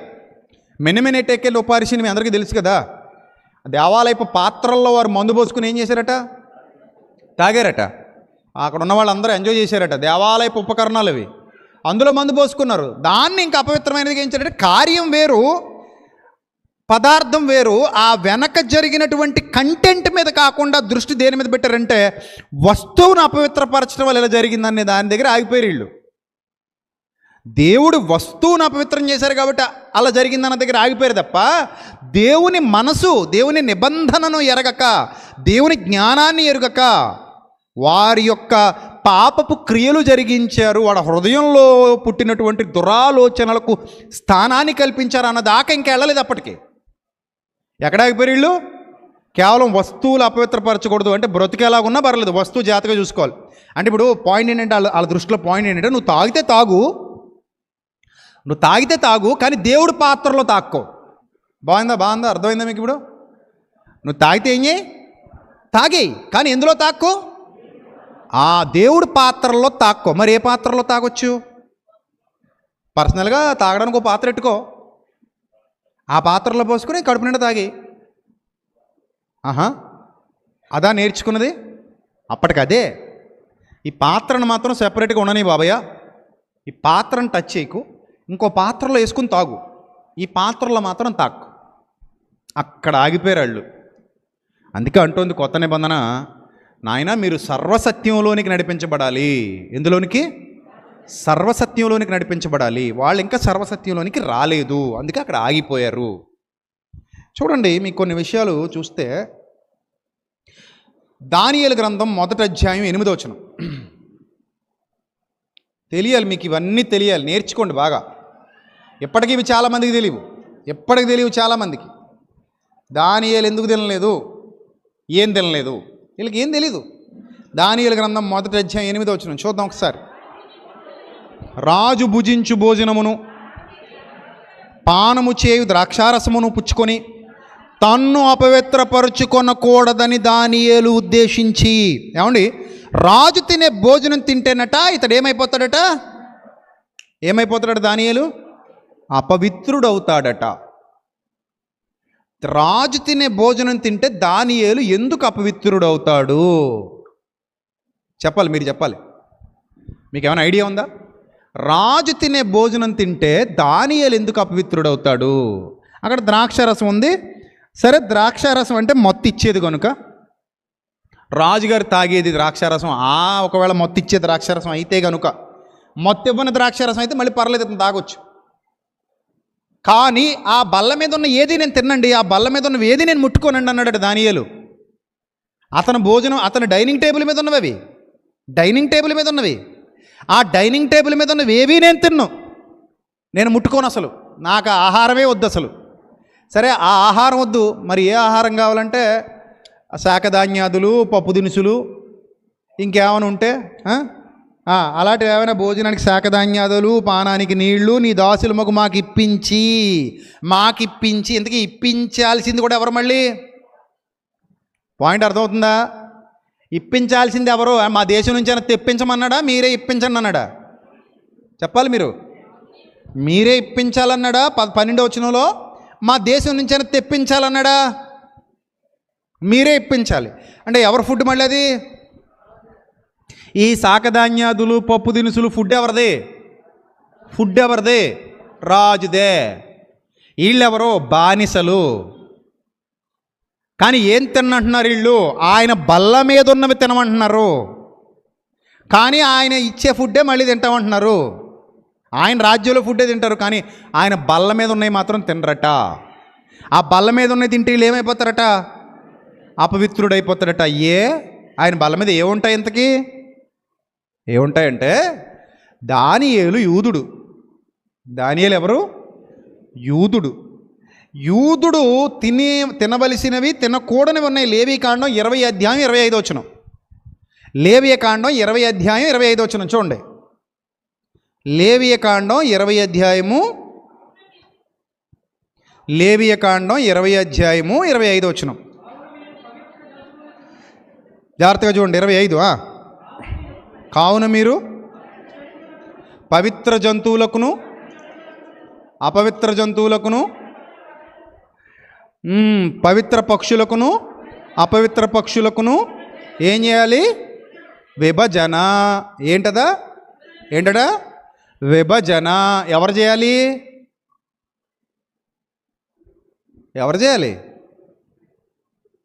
యూదులు. అర్థమైందా? ఎవరు?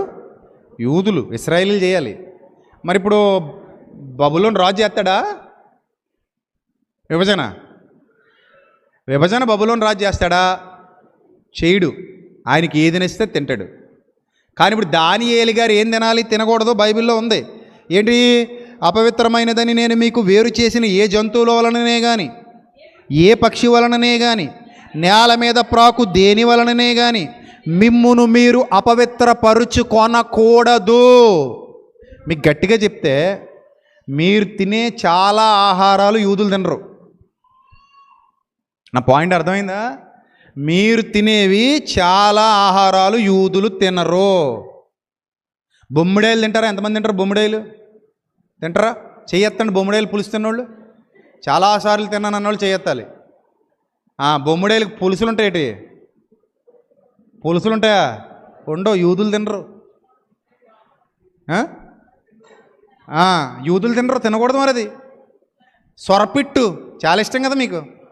సొరపిట్టు కూర అండి, వేసేయండి బాబయ్య, ఎంతకాలం తినేస్తాం. మరి సొరపిట్టు అపవిత్రమైన భోజనం, బొమ్మిడాయిలు అపవిత్రమైన భోజనం. దానియేలుకి, మీకు కాదు. ఎవరికి? దానియేలుకి నువ్వు సొరపిట్టు పెట్టావనుకో అదల దరిద్రుడు అంటాడు. దానియేలుకి నువ్వు బొమ్మిడాయిలు పులిసేసావనుకో గెట్అవుట్ అంటాడు. అర్థమైందా కథ? ఇది అర్థమై సావదు చాలామందికి. దానియేలుతో కంపేర్ చేసుకుంటారు ఈ గొట్టంగాళ్ళు. ఎవరితో? మేము దానియేలు ఒకటే. పిట్టు మాత్రం పీకల దాకా మెక్కేస్తారు. బొమ్మిడాయిలు పులిసేస్తే గుట్టల కింద తినేస్తారు 100 బొమ్మిడాయిలు.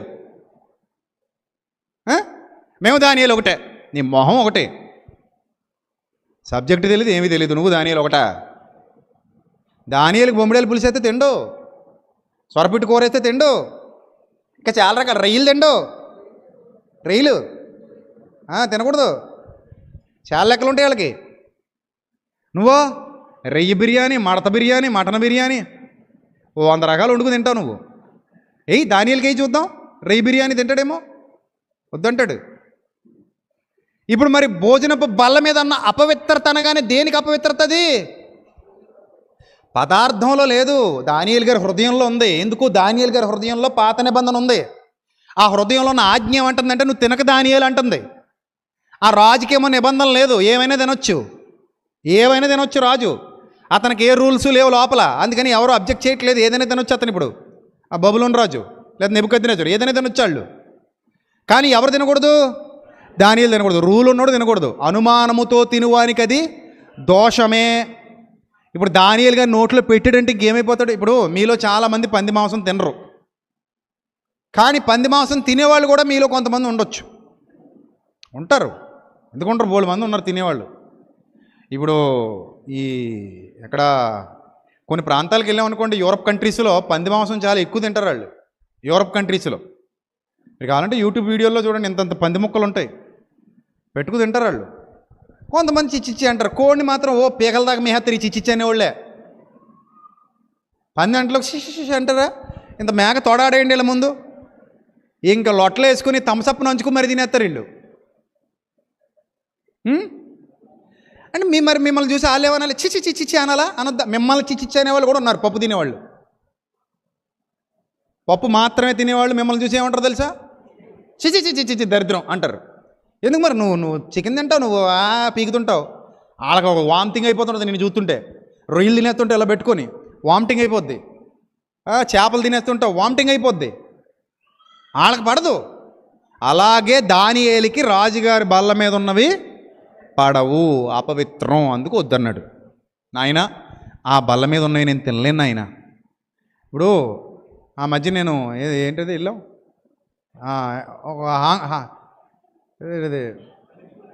బ్యాంకాక్ వెళ్ళాం. అక్కడికి వెళ్ళినప్పుడు కొన్ని ఏరియాస్లో భయంకరమైన ఫుడ్స్ ఉన్నాయి. మొసలు కూడా తింటున్నారు వాళ్ళు. మొసలి శుభ్రం తిప్పి కాల్చేస్తున్నాడు దాన్ని. తినాలి, అక్కడ తినేవాళ్ళు తింటారు, మనం అనుకుంటాం ఎక్కదు మనకి. ఒకసారి గ్యాంగ్టక్ వెళ్ళాం, అక్కడ కూడా ఇంతే. కప్పలో మంచి కప్పలంటే మామూలు మన ఇక్కడ తిరిగే కాదు, పళ్ళులో పెట్టుకొస్తారు చూశారు. వర్షం కురుతుందట, వర్షం కురడానికి తెస్తారు కదా పళ్ళులో పెట్టుకుని. పెద్దది ఉంటుంది, మామూలు మినపొట్టులాగా. మినపట్టు కదా, వాయింకుడు అంటారు కదా, వాసినకుడువా, వాసినకుడులాగా పెద్దది ఉంటుంది, పళ్ళులు వేసుకొస్తారు. అది తింటారు వాళ్ళు. అదే మొన్న మధ్య మణిపూర్ వెళ్ళాం. మణిపూర్ మీకు ఉన్నాడు వీడు, మణిపూర్ స్పెషల్ తిన్నన్నాడు వీడు. తెలియకుండా ఏ లాగేహారు మొత్తం మీద వీళ్ళు. పచ్చగా ఉన్నాయి అంటున్నాను. కుక్కలు వండేస్తున్నారు అక్కడ.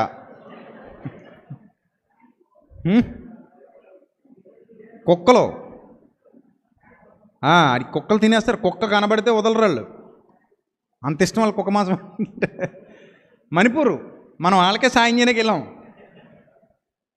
సో అదే మీకు అపవిత్రం. ఇప్పుడు కుక్క మాంసం ఆడితే తింటారండి మీరు? తింటారా? వామిటింగ్లు చేసుకుంటారు. తిన్నది కుక్కమ్మ అంటే సగం కడుపులో సగం బయట ఉండగా ఏం చేస్తావు? కుక్కండి, మేక అనుకున్నానండి. మేక కదమ్మా, కుక్కే అమ్మ అంటే ఇంక అక్కడ నుంచి కంచంలో నుంచే వామిటింగ్స్ అయిపోతుంటాయి, లేచి పారిపోతావు కదా. మరి వాళ్ళు తింటారు, వాళ్ళు క్రైస్తవులే. మరి కుక్క తినే క్రైస్తవులు మణిపూర్లో ఉన్నారు. ఇంకా రకరకాలు తింటారు వాళ్ళు, కుక్కలే కాదు చాలా తింటారు వాళ్ళు. ఇది పక్కనే చైనా కదా, అడాప్ట్ చేసుకుంటున్నారు. పెద్ద కప్పలు తింటారు, శుభ్రం అందంగా కట్ చేసుకుని ఉడకబెట్టుకుని బజ్జీలు వేసుకొని తింటారు. సో కాబట్టి ఇవన్నీ మనకు అపవిత్రం, వాళ్ళకి పవిత్రం. ఎందుకు అపవిత్రం అనేది దేన్ని బట్టి అపవిత్రం? ఎస్, దెర్ ఇజ్ ఎ లా. హృదయంలో ఒక లా ఉంది, ఆ లాని బట్టి అపవిత్రం. అందుకే దానియేలు రిజెక్ట్ చేశాడు. నాకు వద్దు బాబయ్య, ఇది నేను తిన్ను, నాకు వద్దు అన్నాడు. అంతే తప్ప ఇంకా వేరే ఏవి రీజన్స్ లేవు అక్కడ, ఏమీ లేవు వేరే రీజన్స్. ఇప్పుడు దీన్ని కూడా దేవుడు కొత్త నిబంధనకు వచ్చేసరికి తీసి అవతల పడేశాడు. నిజం చూడండి, అపోస్తుల కార్యాలు 10వ అధ్యాయం 14 వచనం. అపోస్తుల కార్యాలు 10వ అధ్యాయము 14 వచనం. అపోస్తుల కార్యాలు 10వ అధ్యాయము 14 వచనం. ఎందుకు 12 వచనం నుంచి ఉంది? అందులో 12 వచనం నుంచి చూడండి. అందులో భూమి మీద ఉండు సకల విధాలు. ఇప్పుడు లేవికాండం 11వ అధ్యాయంలో మొదటి నుంచి 8 వచనాలు ఇంటికి వెళ్ళి చదవండి. లేవికాండం 11వ అధ్యాయం మొదటి నుంచి 8 వచనాలు ఇంటికి వెళ్ళి చదవండి. ఇందాక మీకు లేవికాండం 20 అధ్యాయం 25 వచనం చూపించాను, పవిత్రాలు అపవిత్రాలు అన్నదానికి చూపించాను. కానీ 11వ అధ్యాయం లేవికాండం మొదటి నుంచి 8 వచనాలు ఇంటికి వెళ్ళి చదివితే అక్కడ మీకు చాలా తినకూడనివి తినాల్సినవి యూదులకి, మనకు కాదు. ఇప్పుడు మీరు నన్ను అడగొచ్చు, అన్నయ్య మరి మనం మొసలు తినొచ్చా అని నన్ను అడిగారు అనుకోండి. నీకు ఇష్టమైతే తిని అక్క అంటాను నేను తిన్న. కానీ నీకు ఇష్టమైతే తిని, ఒకవేళ తినేస్తే పాపమా? పాపమే కాదు. తెలియకుండా ఒకవేళ నువ్వు నాకేమైనా మొసలు ఇట్టేసావనుకో, నేను తినేసాను అనుకో, అది నాకేం పాపం కాదు. సాధారణంగా నేను అన్ని రకాల మాంసాలు తిన్ను. కానీ నాకు ఒకనొక చోటకి వెళ్ళినప్పుడు, విదేశాలకు వెళ్ళినప్పుడు నాకు ఒంటి మాంసం పెట్టించారు తెలియకుండా. అంటే తెలియకుండా కాదు, నేను తెలియకుండా తినేసాను ఆ మొక్క వేసుకొని. ఆ తర్వాత తెలిసింది ఇది ఒంటని, వదిలేసాం. అంటే ఒక్కొక్కడు కూడా తింటాడు.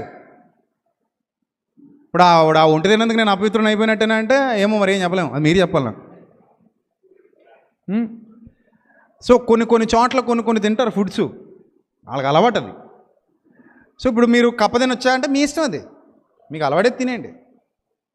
అంత మాత్రాన్ని మేము పాపులమా? కాదేమని. మీరు పందిని తినొచ్చా? తినండి, మీకు ఇష్టమైతే తినండి, అదేం పాపమా? ఏం కాదు. కానీ పాత నిబంధన ప్రకారం పంది పాపం, మరి తినకూడదు. పాత నిబంధన చట్ట ప్రకారం పంది మాంసం పాపం, నిషిద్ధం. కొత్త నిబంధనలో ఆ రూల్స్ అండ్ రెగ్యులేషన్స్ ఏవి లేవు.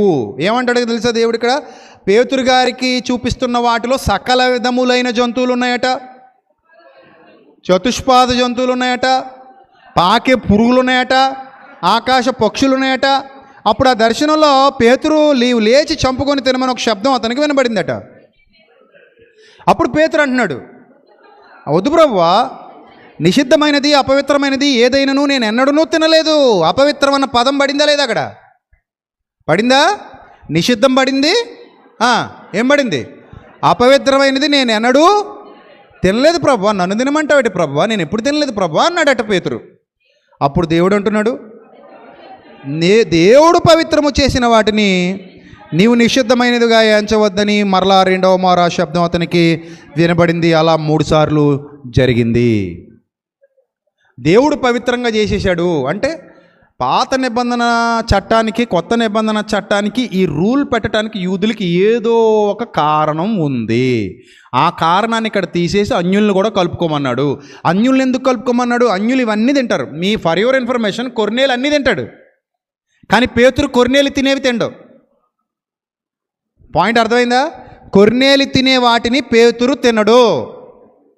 కొర్నేలు అన్నీ తింటాడు. ఎందుకు? కొర్నేలు అన్యుడు, పేతురు యూదుడు. కాబట్టి కొర్నేలు తినే వాటిని పేతురు తినడు. పేతురు తిననివన్నీ కూడా కొర్నేలు తినేస్తాడు.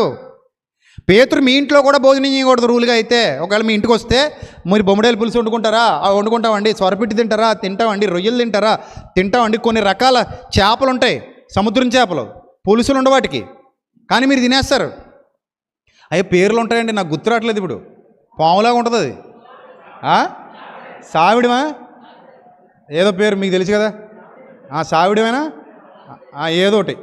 అది మీరు తింటారు కదా అందరూ, ఎండబెట్టుకు మరీ తింటారు మహానుభావులు. ఇక్కడ ఒట్టిగా పచ్చి తినకుండా ఏం చేస్తారు? మంచిగా ఎండబెట్టుకొని మళ్ళీ దాని పేరేటట పప్పు చారు ఉప్పు చేపట.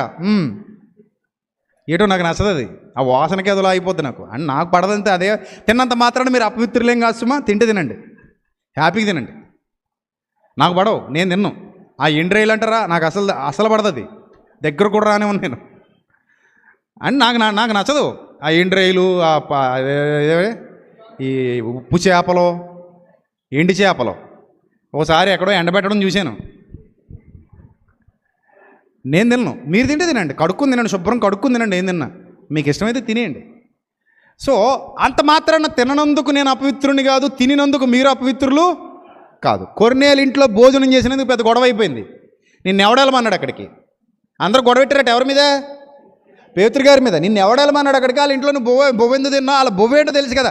దానియేలు తినలేదు, నువ్వు ఎందుకు తిన్నావు చెప్పు ఇప్పుడు మాకు. రూల్ ఏంటది రూల్. దానియేలు తిన్నన్నాడు, నువ్వెందుకు తిన్నావు చెప్పు.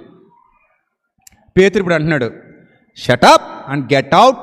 దేవుడు పవిత్రముగా ఎంచిన వాటిని ఏ మానవుడు అపవిత్రంగా ఎంచడానికి వీల్లేదు. కొత్త నిబంధన గోడల్ని పడగొట్టేసింది. ఉభయుల మధ్య ఉన్న గోడల్ని కొత్త నిబంధన ఏం చేసింది? పడగొట్టి పడేసి ఇద్దరిని ఏం చేసింది?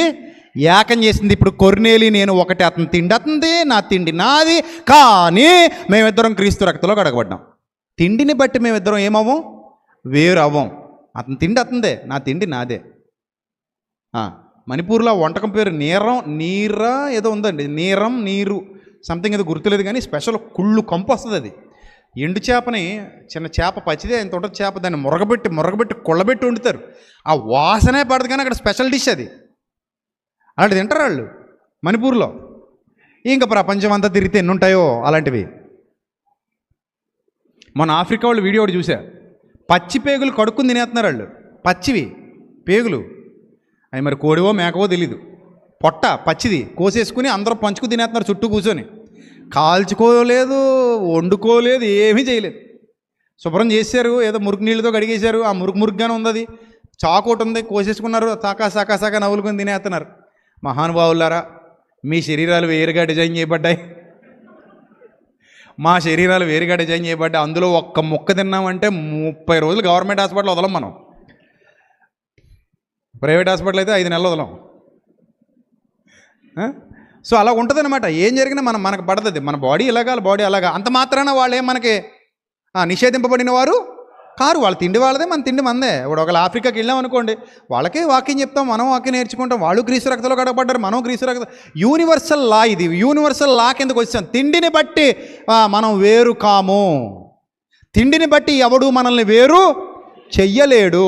ఎందుకంటే పదార్థంలో కాదు అపవిత్రత, హృదయంలోకి షిఫ్ట్ అయింది.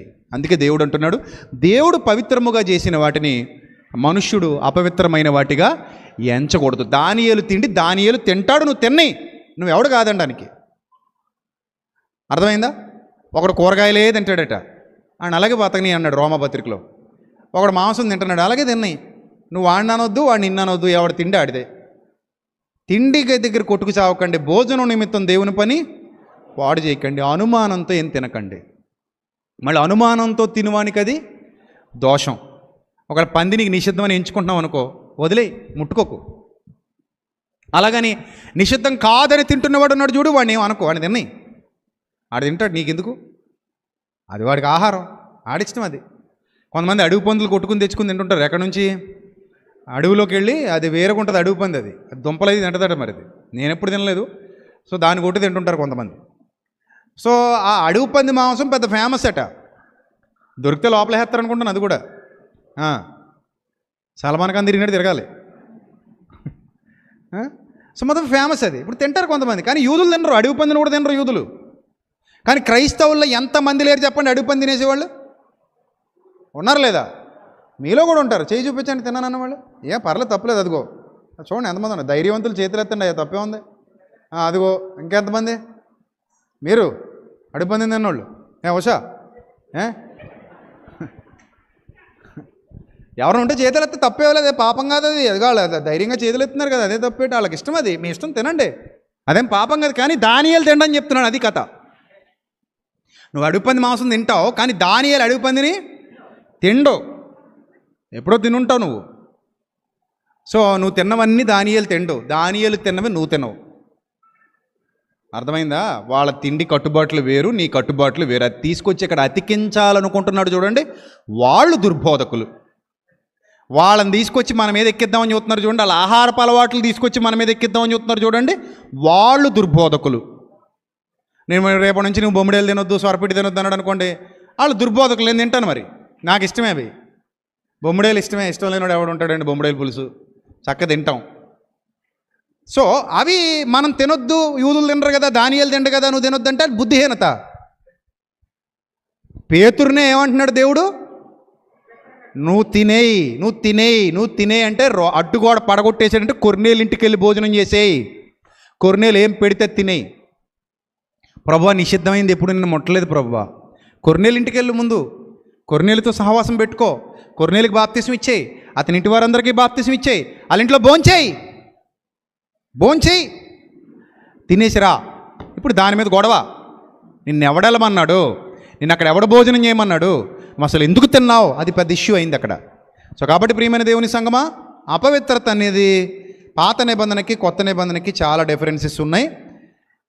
ప్రభు చిత్తం అయితే మళ్ళీ ఇదే అంశం మీద ఇంకా లోతుగా వచ్చే వారం మీకు నేర్పిస్తాను. నేర్చుకోండి బాగా. అర్థమైందా? తెలియని వారు తెలుసుకోవాలి, తెలియని వారు నేర్చుకోవాలి, అంతే తప్ప గుడ్డెద్దు చేలో పడ్డట్టుగా బతకూడదు. ఎప్పటికీ మా చిన్నప్పుడు మా అమ్మ అదుగు ఎదురుగా కూర్చుంది. మా అమ్మ ఒక్కతే మా ఇంట్లో కొంచెం క్రైస్తవురాలు, మిగిలిన అందరూ అటు ఇటుగా ఉండేవాళ్ళం. అంటే నేనైతే 2 వైపులకు ఉండేవాడిని. సో మా అమ్మ సంపూర్ణంగా ఒకవైపే ఉండేది, మా నాన్న ఒకవైపు ఉండేవాడు. అది మా ఫ్యామిలీ బ్యాక్గ్రౌండ్. చిన్నప్పుడు మా అమ్మ నాతో ఎన్నిసార్లు అనేది అంటే, చిచ్చి మన అసలు పంది మాంసం జోలికి వెళ్ళకూడదు, మన క్రైస్తవులకి అది నిషిద్ధం అనేది. అబ్బా అనుకున్నాను, నిజమేనేమో అనుకున్నాను, మనకేం తెలుసండి అప్పుడు. మా అమ్మ ఏది చెప్తే అదే వేదం. మనకి క్రైస్తవులకి ఏమి నిషిద్ధం? పంది మాంసం నిషిద్ధం. మా అమ్మకి అలా నేర్పేశారు ఎవరో బుర్ర తక్కువ వాళ్ళు. అదే నేర్చేసుకుంది, మాకు అదే చెప్పేది. ఇప్పుడు పంది మాంసం తినేవాళ్ళని చూస్తే ఎలా చూస్తాను చెప్పండి? బేసిక్గా అది నాటబడిపోయినప్పుడు నాకు చెప్పండి ఎలా చూస్తాం? ఇప్పుడు మా స్కూల్లో పాపం ఒకడు వచ్చేవాడండి, ఆడు బాక్స్ తెచ్చుకున్నాడు పంది మాంసం కూర.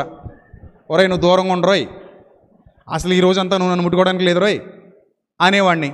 అంటే చూసారా, నా మనసులో నాటబడిన చిన్న విషం అక్కడ మా స్నేహం మధ్య ఏం పెంచింది? దూరం పెంచింది. 10th క్లాస్ పూర్తయ్యేంత వరకు కూడా పాపం వాడిని ఎప్పుడు నా దగ్గర రానవలేదు. పైపెచ్చి మళ్ళీ రాడు 10 మాసం తింటాడు రోజు జాతకుండా అనేవాడు. అంటే ఏంటి చూడండి, ఈ జబ్బు ఎలా వచ్చింది? ఇప్పుడు 10 మాసం తినేవాడైనా సరే నేను హత్తుకుంటాను, నాకు ఇబ్బంది ఏమీ లేదు, అతను తిండి అతుంది, నా తిండి నాది, దాన్ని బట్టి మేమెందుకు దూరం ఉండాలి అనే జ్ఞానం ఇప్పుడు వచ్చింది నాకు.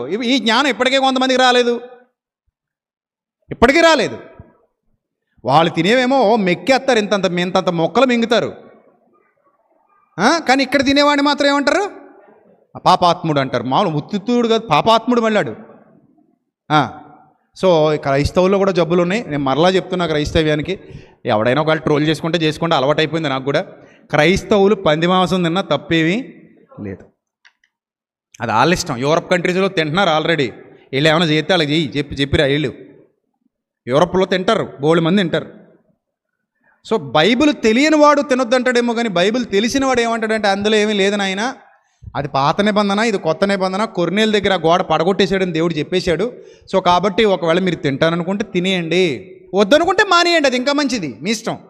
మీరు మానేస్తానంటే మేక మానేయండి, గొర్రె మానేయండి, కోడి మానేయండి, చేప మానేయండి, గుడ్డు కూడా మానేయండి. మీకు మానేయాలనుకుంటే అన్నీ మానేయండి, అన్నమే మానేయండి, ఎవడొద్దన్నాడు? అది మీ ఇష్టం కదా, నేనేమన్నా రిస్ట్రిక్ట్ చేయగలనా? మీరు అన్నం మానేస్తారంటే మానేయండి, శుభ్రంగా అన్నీ మానేయండి, మానేసి పోండి పైకి. అది ఎవరిష్టం వాళ్ళది. మీ ఇష్టాన్ని నేను ఎవరినండి నియంత్రించడానికి? నా ఇష్టాన్ని మీరెవరండి నియంత్రించడానికి? కానీ తినేవేమైనా మంచిగా తినండి, మంచిగా ఉండండి, మంచివే తినండి. అర్థమైందా? ఏం తినండి? మంచివి తినండి, మంచిగా తినండి, మంచిగా ఉండండి. తిండి వల్ల మీరేం పాపాత్ములు కారు. ఈ విషయాన్ని కొత్త నిబంధన ఇంత స్పష్టంగా చెప్పాక కూడా దానియేలు తిన్నాడు అంటే నిన్ను 4 తంతే తప్ప నీకు బుద్ధి రాదు. బైబిలు తెలియదు, బైబిల్ చరిత్ర తెలియదు, జరిగిన సంఘటనలు తెలియదు. దానియేలుతో నువ్వెవడ కంపేర్ చేసుకోవడానికి? నీకు సంబంధం ఏంటి అసలు? నీకు సంబంధమే లేదు. దానియేలు ఫుడ్ వేరు, నెబుకద్నెజరు ఫుడ్ వేరు, కొర్నేలు ఫుడ్ వేరు, పేతురు ఫుడ్ వేరు. తర్వాత ఇప్పుడు మిక్స్ అయిపోయింది మొత్తం. నీ ఫుడ్ వేరు, దానియేలు ఫుడ్ వేరు. మళ్ళీ ఇక్కడ కూడా అంటే నువ్వు కూడా ఇప్పుడు ఎవరి బల్ల మీద తింటున్నావు తెలుసా? రాజు బల్ల మీద ఉన్న పదార్థాలు తింటున్నావు. ఎవరి బల్ల మీదవి? రాజు బల్ల మీదవి. ఎవరు తినలేదు అప్పుడు?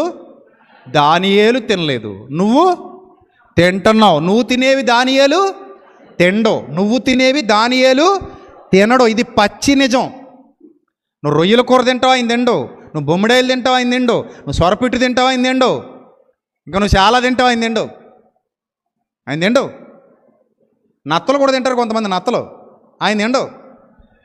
మంచిదంటారు, మళ్ళీ ఉడుని తినేస్తారు కొంతమంది. మంచిదంటారు, నడుము నొప్పికి మంచిదంటారు. మరి ఏం ఎవరో తెలుసు, దొరికితే దాని వెనకాల పరిగెడతారు వీళ్ళు నడుము పడిపోద్ది ఈలోగా. మరి వాళ్ళు రక్తాలు కూడా తినరు, రక్తం తినరు. కొంతమంది రక్తం నల్లని చెప్పి వండుకు తినేస్తారు వీళ్ళు. రక్తం తినరు, యూదులు తినరు. మీకు మా ఊరి సంతలో చాలాసార్లు చూసాను నేను. పేక్కోసి రక్తం పళ్ళులో పట్టేవాడు, మేకదే. అది నల్లని పేరు పెట్టేవారు దానికి. మొక్కల కింద కట్ చేసి అమ్మేసేవాడు. కొనుక్కుపోయేవారు చాలామంది వండుకు తినడానికి. ఓహో ఇది కూడా తింటారనమాట అనుకునేవాడిని. మా అమ్మ అది కూడా అనేది, మనం తినకూడదురా నాన్న అనేది. ఓహో ఏమ్మా, మనం క్రైస్తవులం కదా నాన్న. అమ్మ రక్తం తినకూడదు నాన్న. ఓహో అమ్మ అలాగా అమ్మ, నువ్వు నీ ఇష్టమమ్మా, నువ్వు అలా నడిపిస్తే అలాగే అమ్మా. కానీ ఇప్పుడు కొత్త నిబంధనకు వచ్చాక అలాంటి రూల్స్ అండ్ రెగ్యులేషన్స్ ఏవి లేవు. ఇప్పుడు మీరు కూడా తెలియకుండా చాలాసార్లు రక్తం తినేసే ఉంటారు. ఎలాగా? కోడిని పీక పీసి చంపేస్తాడా, అందులోనే ఉంటుంది మొత్తం ఇంకిపోద్ది. ఉడికి నీళ్ళు ముంచి తీసేస్తాడు, అక్కడే ఆవిరైపోద్ది, అది గట్టిపడిపోద్ది. పీక పీసికేసి కోడిని ఉడికి నీళ్ళు ముంచి తీసేస్తారు. తీసి తొక్కలన్నీ చెక్కేసి కట్ చేసి చికెన్ ఇచ్చేస్తాడు అంతే. అందులో మిక్స్ అయిపోయింది అవ్వలేదా?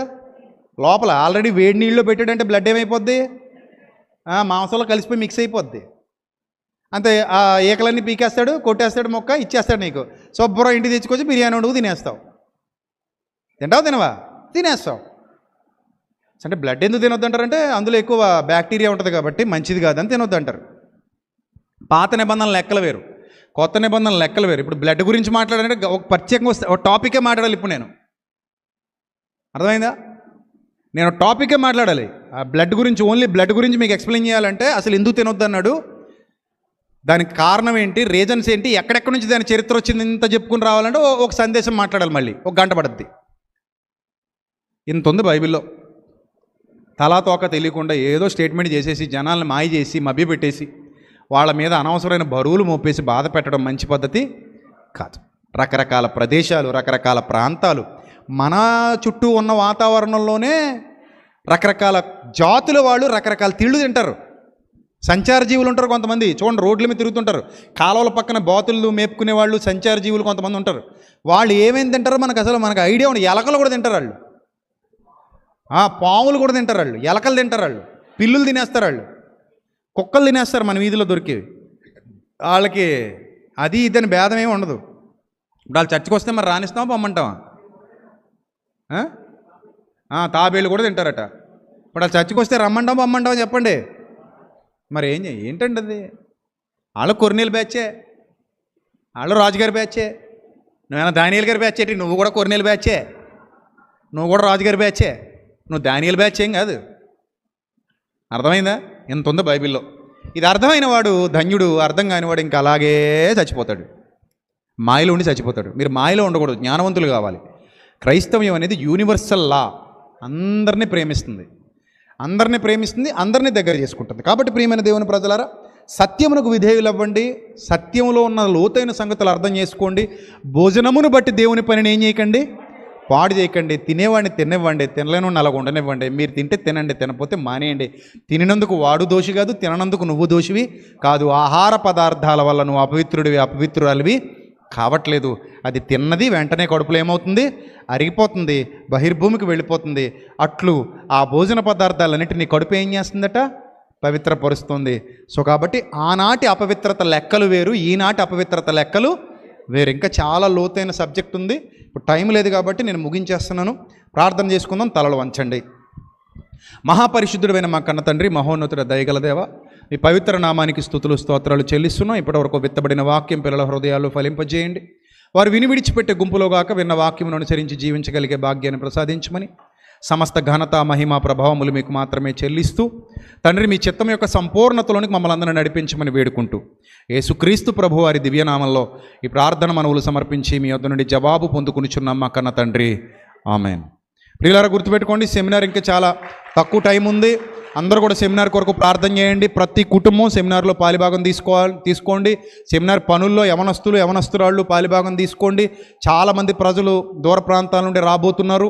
సో కాబట్టి జనవరి 11 నుండి జనవరి 16 వరకు జరగబోతున్నటువంటి ఈ కార్యక్రమాల్లో ఇంకా లోతైన సంగతులు, ఇంకా స్థిరమైన సత్యాలు, ఇంకా గంభీరమైన ప్రసంగాలు మీరు వినబోతున్నారు కనుక ప్రార్థనాపూర్వకంగా ప్రతి ఒక్కరు ఉండాలి. ప్రతి ఒక్కరూ తమ హస్తాన్ని విప్పి, ఇది దేవుని కార్యం కనుక, పవిత్ర కార్యం కనుక ప్రతి కుటుంబం కూడా, తండ్రి నేను నీ పనిలో పాలిభాగస్తురాల్ని, ఈ సత్యవాక్యాన్ని లేదా ఈ సత్కార్యాన్ని జరిగించవలసిన బాధ్యత మా మీద మీరు మోపారు కనుక మేము దీన్ని భరిస్తామని ముందుకు రావాలని మీ అందరికీ ప్రేమపూర్వకంగా హితో బలుకుతున్నాను. దేవుడు మిమ్మల్ని, మీ కుటుంబాలని దీవించి ఆశీర్వదించునుగాక. ఆమెన్. రాత్రికి సాయంకాలం రాజమండ్రి అలాగే మండపేటలో ఆరాధన యథావిధిగా జరగబోతోంది. సో అక్కడ ఉన్నటువంటి ఆరాధనకు, అక్కడ జరుగుతున్న ఆరాధన కొరకు, అక్కడ ఉన్న సంఘముల కొరకు కూడా మీ అనుదిన ప్రార్థనలో జ్ఞాపకం చేసుకోవాల్సిందిగా కోరుతున్నాను. God bless you, love you, thank you, God bless you.